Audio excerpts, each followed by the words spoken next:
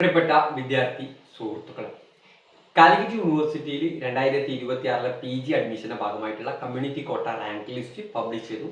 കാലിക്കറ്റ് യൂണിവേഴ്സിറ്റിയുടെ വെബ്സൈറ്റിലെ അഡ്മിഷൻ പോർട്ടലിൽ cap security കീയും ഉപയോഗിച്ചുകൊണ്ട് നിങ്ങൾക്ക് കമ്മ്യൂണിറ്റി കോട്ട റാങ്ക് ലിസ്റ്റ് പരിശോധിക്കാവുന്നതാണ്. എയ്ഡഡ് കോളേജിൽ മാത്രമേ കമ്മ്യൂണിറ്റി കോട്ട ഉണ്ടായിരിക്കുക. നിങ്ങൾ കൊടുത്ത നിങ്ങളുടെ സെയിം കമ്മ്യൂണിറ്റിയിലുള്ള കോളേജുകളിൽ ആണ് നിങ്ങൾക്ക് കമ്മ്യൂണിറ്റി കോട്ടയിൽ അഡ്മിഷൻ ലഭിക്കുക. അപ്പോൾ നിങ്ങളുടെ കമ്മ്യൂണിറ്റി കോട്ടയിൽ കൊടുത്ത കോളേജിൻ്റെ ലിസ്റ്റ് കാണും. അതിന് നേരെ നിങ്ങളുടെ റാങ്ക് കാണും. ഈ റാങ്ക് നിങ്ങൾക്ക് ലഭിക്കും.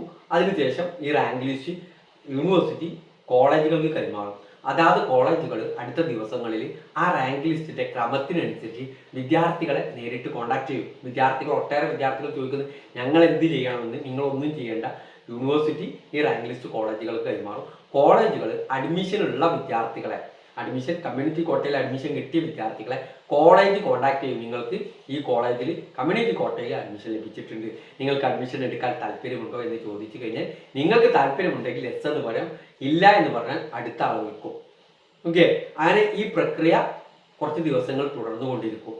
ഇങ്ങനെയാണ് ഇതിൻ്റെ പ്രക്രിയ ഉള്ളത്. അതുകൊണ്ട് തന്നെ വിദ്യാർത്ഥി സുഹൃത്തുക്കൾ ഈ കാര്യത്തിൽ പ്രത്യേകമായിട്ട് ശ്രദ്ധിക്കുക. കോളേജിൽ നിന്ന് വരുന്ന കോള് അറ്റൻഡ് ചെയ്യാൻ പ്രത്യേകമായിട്ട് ശ്രദ്ധിക്കുക. നിങ്ങൾക്ക് കോളേജിൽ പോയി അന്വേഷിക്കാനും സാധിക്കും. എനിക്ക് കിട്ടാൻ ചാൻസ് ഉണ്ടോ? ഈ വീഡിയോക്കടിയിൽ ഏറ്റവും കൂടുതൽ കമൻറ്റ് വരാൻ സാധ്യതയുള്ളതാണ്.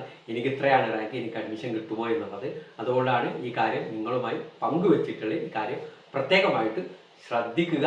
ഇതിൽ റാങ്ക് ലിസ്റ്റിൽ ഉള്ള വിദ്യാർത്ഥികളെ റാങ്കിൻ്റെ അടിസ്ഥാനത്തിലാണ് കോളേജുകൾ വിളിക്കുക. നിങ്ങളുടെ റാങ്ക് എത്തിയാൽ നിങ്ങളെ വിളിക്കും.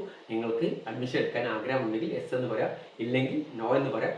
ഒന്നിലധികം കോളേജിൽ നിന്ന് കോളുകൾ വരാനുള്ള സാധ്യതയും കൂടി ഉണ്ട് എന്നുള്ളത് മനസ്സിലാക്കി വെക്കുക. Okay, thank you.